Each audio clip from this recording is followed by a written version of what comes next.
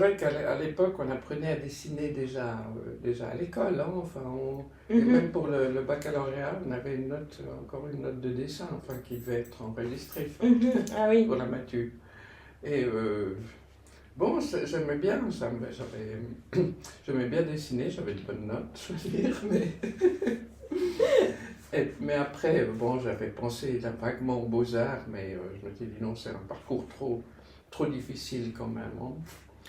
Et, euh, et puis j'avais envie de faire quand même quelque chose, parce qu'avec le bac, je me suis dit, non, moi, c'est à Neuchâtel, d'où je suis originaire, il Mhm. faut dire que les jeunes filles, elles devaient avoir une culture générale, donc aller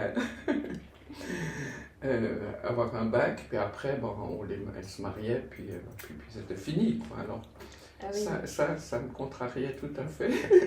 Je me suis dit, non, maintenant, j'ai envie d'aller à l'université. Bon, bah. J'avais acquis ma licence en psychologie, Mhm. en psychologie clinique. Après, j'avais quand même parallèlement l'envie de faire quelque chose de plus concret. Alors bon, je faisais la cuisine, des recettes, de la couture, des choses comme ça. Puis un jour, on était en Bretagne avec mon mari et des amis. Puis c'était une amie d'enfance qui était à l'école avec moi, qui avait fait du dessin, et je la vois dessiner au bord de la plage. Et tout à coup, je me suis dit, ah oui, tiens, oui, ça peut être une idée. Alors je me suis mise à dessiner, et à la mer, et puis ensuite à la montagne, mais j'avais déjà, disons, en tête quelque chose de moins académique, moins scolaire, moins académique, parce que j'avais vu Yersin, Palézieux, Dalcoa, enfin bon, qui m'avait montré qu'il pouvait y avoir une autre approche du regard, une autre manière de se saisir des choses. Et ça m'a appris à regarder d'une part, après mon voir. Il faut s'arrêter, puis saisir les instants, être vraiment présent au moment.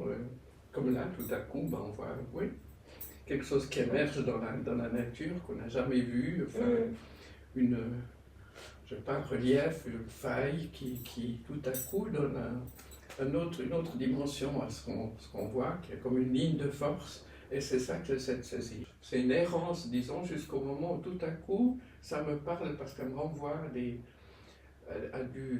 vu, enfin, ou à du ressenti face à un paysage. Mais je suis toujours, c'est pas, disons que je ne suis pas abstraite dans le sens où on s'oppose complètement au figuratif, où le réel enfin, est complètement effacé. Là, j'ai toujours ce lien avec la nature qui nous habite, qu'on habite et qui nous habite. Que ça réveille des traces en moi, des traces de vue, mais je ne sais plus très bien lequel, parce que tout se superpose. Enfin, ces traces se superposent, se recomposent, et il n'y a pas une image vraiment claire qui apparaît. Hein.